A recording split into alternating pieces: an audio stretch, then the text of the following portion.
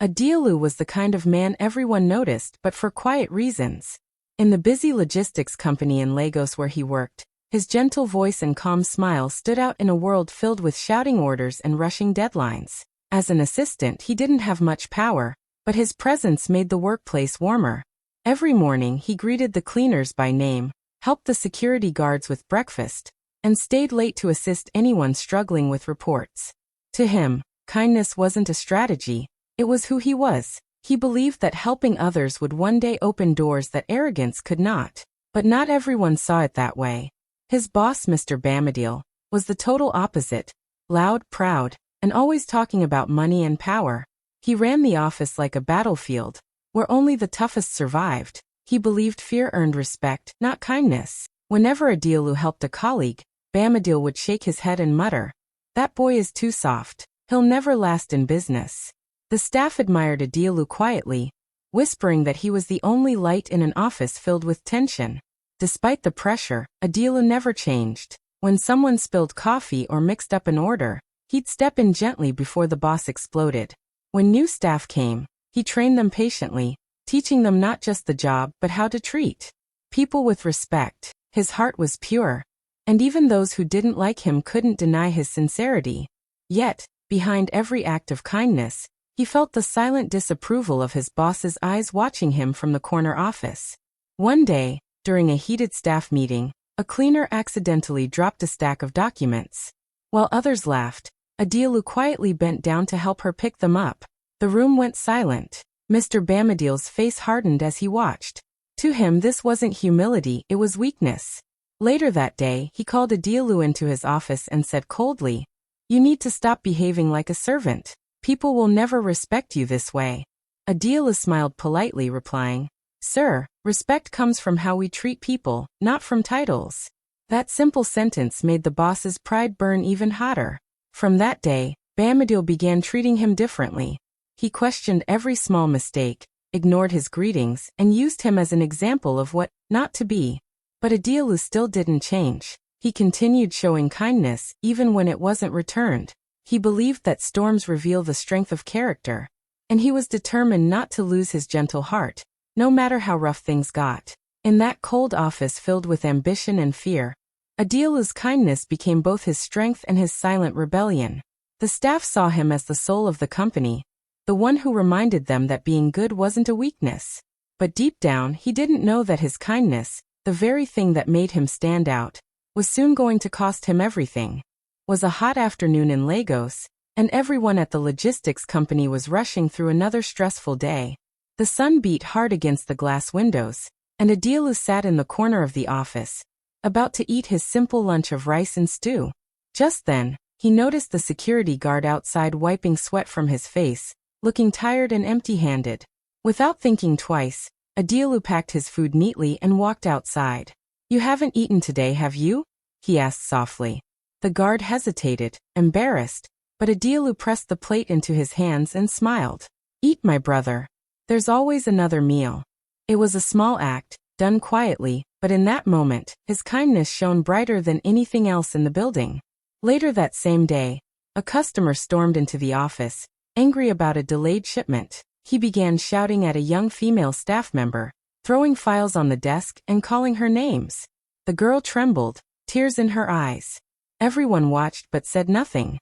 Adielu couldn't. He stepped forward, his voice calm but firm. "Sir, please, she's doing her best. Let's resolve this respectfully." The man glared, but Adielu's steady tone softened the tension. The customer eventually left, muttering angrily but calmer than before. The girl whispered a quiet "thank you," wiping her tears. But standing at the doorway was Mr. Bamadil, watching everything unfold. His face was unreadable, but his eyes were full of irritation. When Adielu returned to his desk, his boss's voice echoed across the office. "Adielu, my office." Now, inside, the air felt heavy. Mr. Bamadil leaned back in his chair and stared. "You're too kind," he said slowly, almost spitting out the words. "This is business, not charity. You think people respect you for this softness? They're laughing at you. You'll never go far with this kind of heart."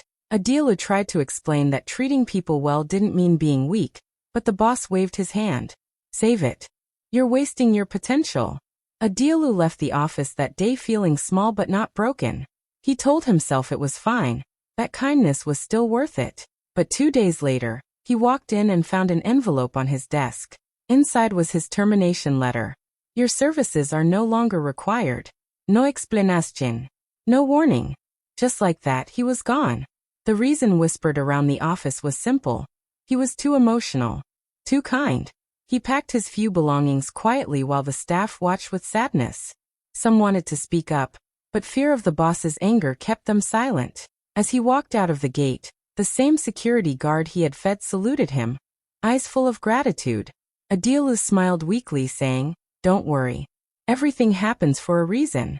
He didn't know how, but deep down he believed his kindness, once punished, would one day become his greatest strength. Adielu walked out of the company gate with a small box in his hands and a heavy heart. The noise of traffic filled the air, but inside him, everything was silent. He had worked so hard, treated everyone with respect, and still ended up jobless.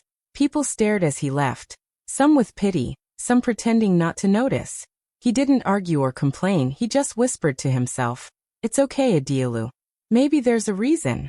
But deep down, the sting of humiliation cut deep. The same people who once praised his kindness now avoided his eyes, afraid to be seen with someone who'd been fired. Days turned into weeks and life grew harder. His savings disappeared faster than he expected. Rent was due, his phone stopped ringing, and the friends who used to call him the gentle star now said, "Bro, maybe you're too nice for this world." Those words echoed in his mind late at night, making him question everything he believed. Was kindness really weakness? Was his boss right all along? He'd scroll through job listings, send applications, and get no reply. Still, every morning he forced a smile, greeting hi neighbors and offering help wherever he could. One afternoon, while passing by a small orphanage near his street, he saw children sitting outside under the sun, trying to study with torn books. Something in him moved. Without even thinking, he started visiting daily, fixing broken chairs, buying small snacks, and helping the older kids with their schoolwork. He had no job, but he had time and he gave it freely. The children began calling him Uncle Kindness, their laughter slowly filling the emptiness inside him. Even with all that, there were nights when Adielu sat alone in his small room, staring at the ceiling. He'd think of how his boss called him too soft, and wonder if being kind had ruined his life. That night, after another long day, he knelt beside his bed and whispered, "God, they said kindness is weakness. But if it's truly strength, please show me." Tears rolled down his cheeks as he prayed, not for money or success, but for purpose. That prayer became a quiet turning point. Something inside him shifted. A calm realization that maybe he was meant to build something different, something that proved kindness could change lives. He didn't know it yet, but that single prayer planted the first seed of the great mission that would soon make his name known across Lagos. As days passed at the orphanage, Adielu began to notice things others ignored. The children didn't just lack food, they lacked confidence, dreams, and hope. Many of them had accepted struggle as normal. Watching them made something stir deeply inside him. He realized that kindness alone wasn't enough. People needed opportunity. They needed someone to believe in them. Sitting under the mango tree one afternoon, he wrote in his notebook, "What if kindness became a system, not just an act?" That single thought became the spark of a new purpose. He decided to use the skills he once used at his job, organizing, managing people, and planning projects, to do something meaningful. With only a few thousand naira left, he began forming an idea he called the Heartwork Initiative. It would be a small community project to help struggling families and unemployed youth learn practical skills: carpentry, tailoring, catering, small business planning. Anything that could give them a chance to stand again. He wanted people to feel that even if the world was harsh, kindness could still create power. He started small. Using a borrowed classroom from a local school, he gathered a few volunteers, his friends, the orphanage caretaker, and some neighbors. Together, they cleaned the space and turned it into a training center. There were no fancy banners or sponsors, just passion and faith. Adielu used his little savings to buy materials, printing handouts himself and making flyers to spread the word. Some people laughed at him. "You? Running a foundation without money?" they mocked. But he kept going, smiling through their doubts. The first week, only 5 people showed up: 3 unemployed men, a widow, and a teenage girl who wanted to learn hairdressing. Adielu welcomed them warmly, teaching with the same patience he once showed in his office. He encouraged them to believe in themselves, saying, "Kindness may not make you rich, but it makes you ready." Slowly, word spread. People began to see the results. Small businesses starting, families getting back on their feet. Each act of kindness brought new hands to help. A carpenter offered free wood. A baker donated bread. A teacher offered weekend lessons. The community began to unite around the idea that good hearts could build great things. Every evening, as Adielu locked up the training room, he looked around with quiet pride. He still had no salary, no office, no title, but for the first time he felt rich in purpose. What started as a moment of loss was turning into something powerful, something that would soon touch lives far beyond his small neighborhood. The early days of the Heartwork initiative were far from easy. Adielu quickly learned that passion alone couldn't pay rent or buy materials. The small classroom he borrowed often leaked when it rained, and there were days when they had no chalk or paper. Some volunteers stopped coming when they realized there was no salary. Even his friends began to whisper that he was wasting his life. People in the neighborhood laughed behind his back, calling him the jobless dreamer. One man even told him, "Kindness doesn't feed the stomach, my brother." Each word cut deep, but Adielu refused to give up. He had lost a job before. He wouldn't lose his purpose too.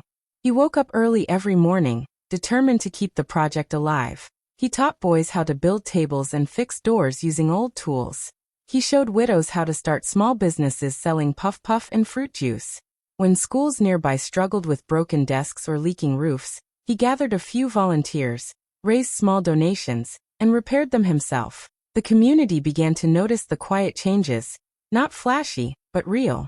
Children smiled again, women earned their own income, and jobless youths were now using their hands for something good. Still, the struggle was constant. Some days, Adielu had to choose between eating or buying materials for the next training. But whenever he felt like giving up, he'd see the joy on the faces of those he helped, and that kept him going. He reminded himself that this was his calling, to prove that kindness could rebuild lives. One Saturday afternoon, as they were painting a school wall, a journalist from a small local paper passed by. Curious, she asked about the man leading the group. After listening to his story, she wrote an article titled "The Fired Kind Man Who Helps Others." The piece spread quickly, touching hearts across Lagos. People shared it online, amazed by his resilience. Comments poured in. "This is what real leadership looks like. We need more Adielus." In Nigeria, soon local TV stations began to visit. They filmed his team teaching under a tree, fixing broken desks, and feeding families. For the first time, Adielu stood before a camera, shy but proud, saying, "We don't need millions to make a change, just a kind heart and willing hands." His story started trending across social media, turning him from a forgotten employee into a symbol of hope. What started as a struggle for survival was now inspiring thousands, and though the challenges remained, Adielu could finally see that his kindness was beginning to grow roots. One morning, as Adielu sat under a tree reviewing plans for another community training, he received a call that changed everything.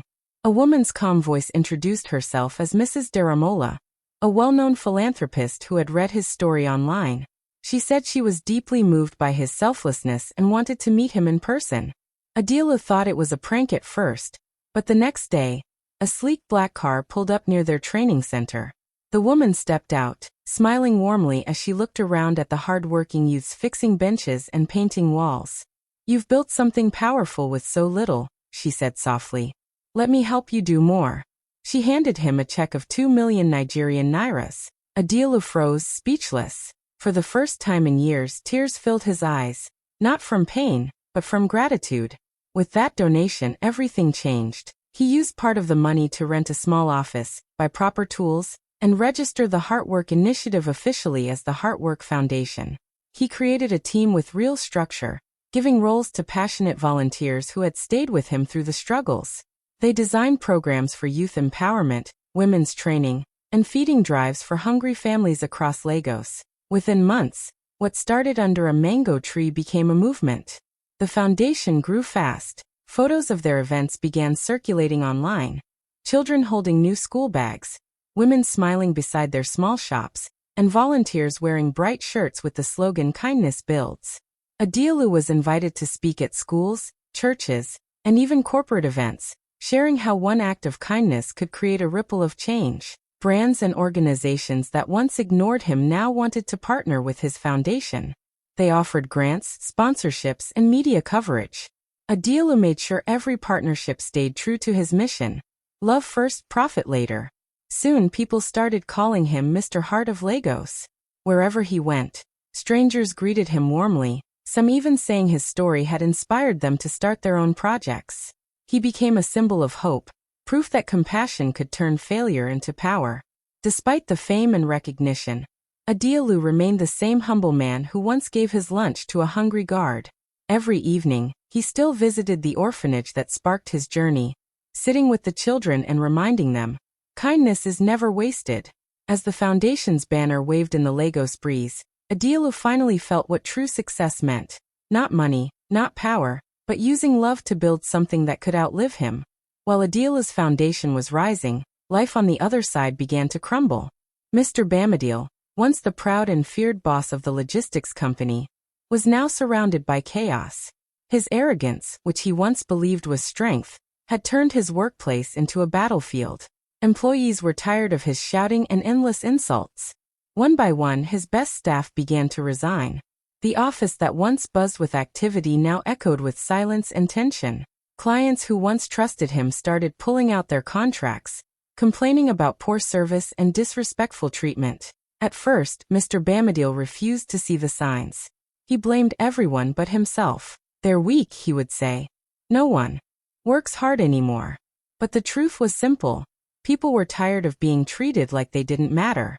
Without his team's loyalty, mistakes multiplied, deliveries were delayed, and money started disappearing faster than it came in. Investors called, angry and worried, demanding accountability. But his pride wouldn't let him admit he needed help. Within months, the company that once stood tall in Lagos began to sink. The office rent went unpaid, trucks were repossessed, and contracts were cancelled. Rumors spread across the industry. Bamidele's empire is falling. The man who used to walk into meetings with confidence now avoided calls and hid behind excuses. His arrogance had finally caught up with him. The same energy he used to belittle others now turned against him. No respect, no support, and no trust left. One afternoon, he sat alone in his office staring at the empty desks. The same chair from which he once fired Adielu now felt like a punishment. His secretary walked in quietly and said, "Sir, I'll be leaving today. Thank you for everything." He didn't stop her. For the first time, he realized how lonely power could be.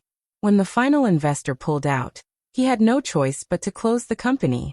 The signboard that once carried his proud name was taken down, piece by piece, until nothing was left. Jobless and desperate, Mr. Bamidele began applying for positions he once mocked others for taking.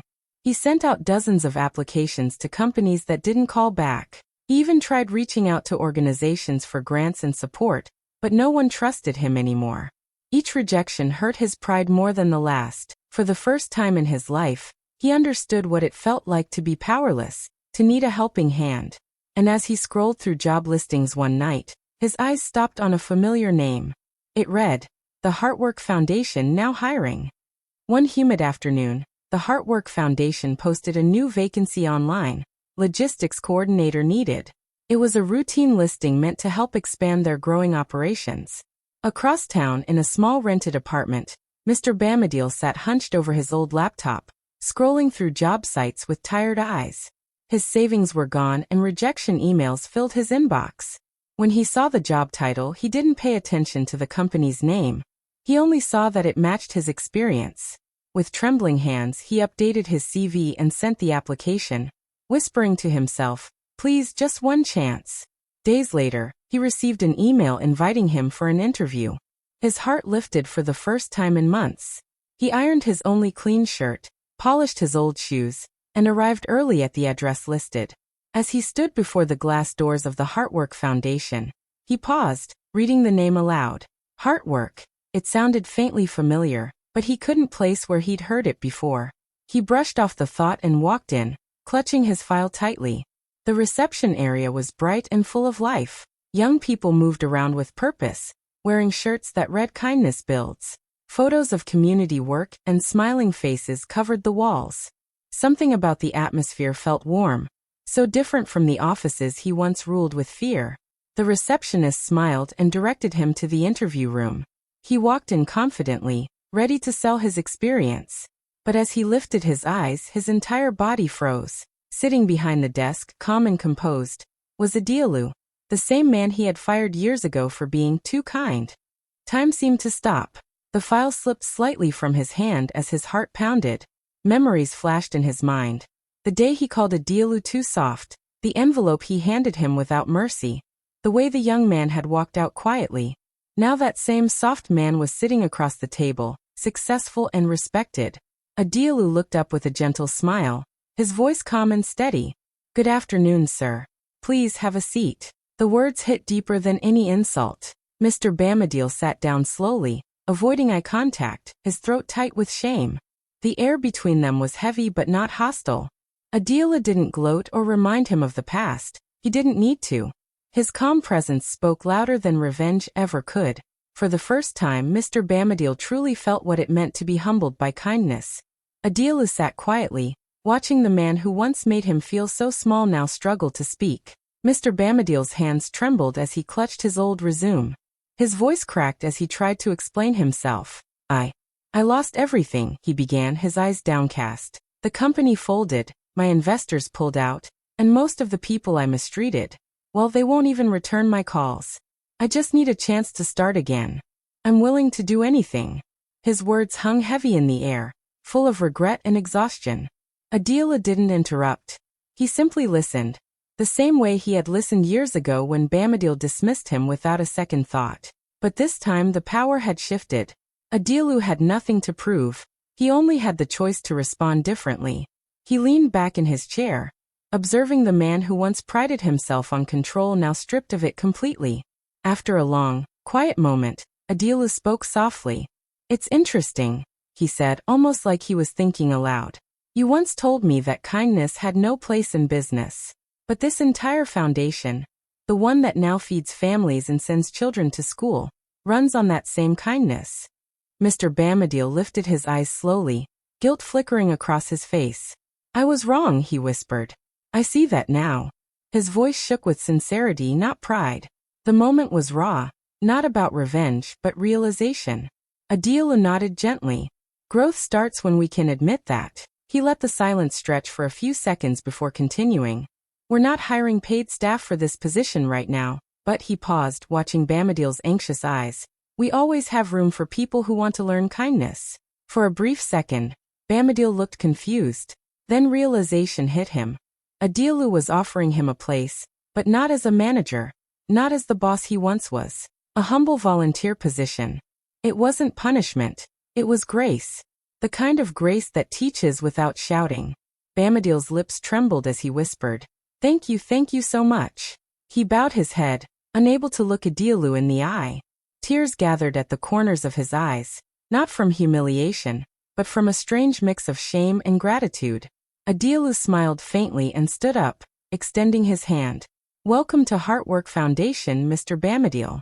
In that small room, a man once consumed by pride found his first lesson in humility, taught not through revenge, but through grace. Months later, Adielu walked slowly through the bright new building of the Heartwork Foundation. The air smelled of fresh paint, and the walls were covered with photos of smiling children, rebuilt schools, and families whose lives had changed. Across the entrance, bold letters read, "Kindness builds what power destroys." Every time he looked at that slogan, it reminded him of how far he had come, from a man fired for caring too much to a leader whose compassion built an empire of hope. As he moved from room to room, he saw what his dream had become. Volunteers packed food boxes for widows, youth learned tailoring and carpentry, and teachers tutored kids who once begged on the streets. Laughter filled the air, real, joyful laughter. But what touched him most was when he walked into one of the training rooms and saw Mr. Bamadil.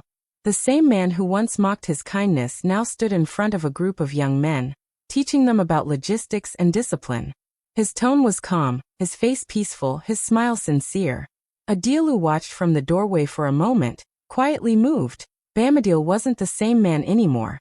The pride and arrogance had faded, replaced with humility and warmth. When he noticed Adilu watching, he simply smiled and nodded with respect. That small gesture said everything. It wasn't about who won or lost anymore. It was about transformation, proof that kindness, even when mocked, had the power to heal and rebuild lives. Adilu walked out to the courtyard, where a camera crew was waiting for a live TV interview. The foundation had grown so much that the media now called him the Heart of Lagos. The interviewer asked him, "Sir, what inspired all this?" Adilu smiled, looking straight into the camera. His voice was calm but full of quiet pride. "They fired me for being too kind," he said softly. "But kindness became my empire." The crowd around him clapped and cheered. Volunteers stood behind him wearing white shirts with bold red letters. Heartwork Foundation, where kindness wins. As the sun set behind the building, the golden light washed over everyone, the volunteers, the families, and even Mr. Bamidil among them. Adilu looked around with a grateful smile. He realized that true success wasn't about power or titles.